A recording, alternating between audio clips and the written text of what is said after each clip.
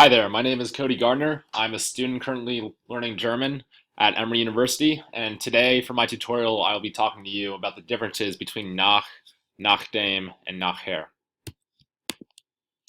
So first I'm going to begin with my tutorial overview and objectives.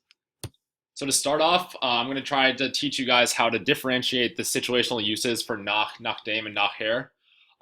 Just today, I'm going to be focusing on the uses for when these words are going to mean after, because in many cases they have other meanings as well. But for the most part, people get tripped up over which ones to use, as they all can mean after. I'll also attempt to teach you how to substitute each of these words in a given sentence to change its meaning, and try to advise you on what some common mistakes are and how to avoid them, and give you some tips to help you differentiate from using these different mistakes. So first I'm going to introduce you guys to these words using some quick examples. So for nach, an example of this in a German sentence would be Wir gehen nach dem Essen ins Kino, which means we're going to the movies after the meal. For nachdem, an example would be nachdem sie Eis gegessen hatten, gingen sie weiter ins Stadion. So after they ate ice cream, they went on to the stadium.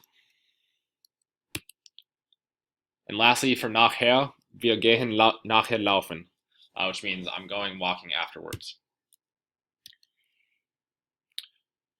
So the first word I'm going to start off teaching you guys is the word nach. It's a preposition which often means after. And for this word, we use it to show spatial or temporal relationships. So another example of this would be Wir gehen Viertel nach 7 ins Stadion, which means we're going quarter after 7 to the stadium. For when to use nachdem, this is in fact a subordinating conjunction. So we would use this to indicate that a past event has occurred after another one. For example, nachdem wir in den Laden gegangen sind, gingen wir zur Musikhalle. And one of the tips for when to use this is that it usually introduces a dependent clause, and oftentimes if you're having trouble understanding when to use this or when to identify if this is the correct use of the term, nachdem will usually be used in a sentence where the dependent clause comes after a comma. And lastly, for nachher, this is an adverb, and it usually is used to indicate that an event occurs after another action or event. An example for this would be Zuerst sind sie zum Bahnhof gegangen und nachher mit dem Zug gereist, which means first they went to the train station and then they went on the train and traveled on the train. So now one of the objectives I was trying to teach you guys is how you can use each of these words to formulate the same idea. So for the English sentence would be after they had napped, they went to the school. For nach, we would say nach dem Mittagsschlaf sind sie zur Schule gegangen. While for nachdem, we would say nachdem sie geschlafen hatten, gingen sie zur Schule. And lastly, nachher, zuerst hatten sie geschlafen und nachher gingen sie zur Schule. For some quick tips and common mistakes to avoid, nach always comes before a noun. Secondly, you can formulate the same idea using nach, nachdem, and nachher in different ways, which I demonstrated to you in the last slide. As I previously stated before, nachdem introduces a dependent clause. And lastly, if you begin a sentence with nachher, the verb must come in the second position. For a quick review over the material, nach is a preposition that is most often used to show spatial or temporal relationships, while nachdem is a subordinating conjunction that is used to indicate one event when one event has occurred after another. And nachher is an adverb used to express when an action or event, when something has occurred after a completed action or event. Now it's time for the quiz. So first off, I'm going to have you guys formulate sentences for the following phrase using nach, nachdem, and nachher. So first I'll give you a second how to formulate the English sentence. They went to church after they had breakfast using the preposition nach.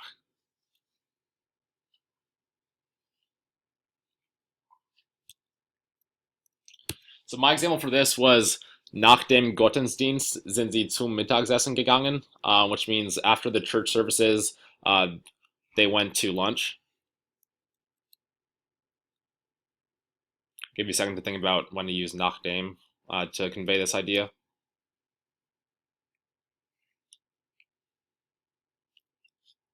So my example for nachdem would be nachdem sie den Gottesdienst besuchten, gingen sie zum Mittagessen, which means after they went to the church services, they went to lunch. And it's possible that there's other correct examples for when to formulate these ideas using the different words, but these are the first ones that came to mind for me. And lastly, for nachher, zuerst gingen sie in den Kirche und nachher gingen sie zum Mittagessen. This means first they went to church and then afterwards they went to lunch. For the second part of my quiz, I'm going to ask you which of the following is the correct use of the word nach. A. Ich gehe nachspielen. B. Nach dem Essen müssen die Studenten lernen. And C. Nach wir gegessen hatte, gingen wir ins Kino.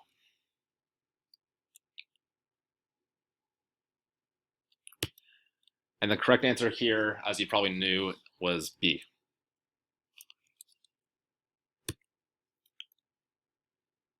For the second part of this portion of the quiz, which of the following is the correct use of nachdem? A. Nachdem Robert geschlafen hatte, ging er zu seinem Fußballspiel. B. Es ist Viertel nach dem 7. Or C. Ich gehe nach dem Schwimmen.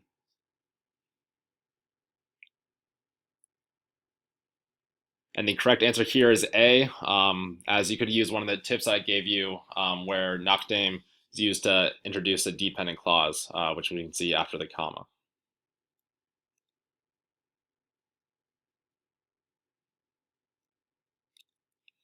And for the last question of the quiz, which of the following is the correct use of the word nachher? A. Nachher dem Eis ist er weiter ins Theater gegangen. B. Zuerst hatten sie gebadet und nachher gingen sie zur Schule. Or C. Nachher sie gebadet hatten, gingen sie zur Schule. And the correct answer here is B.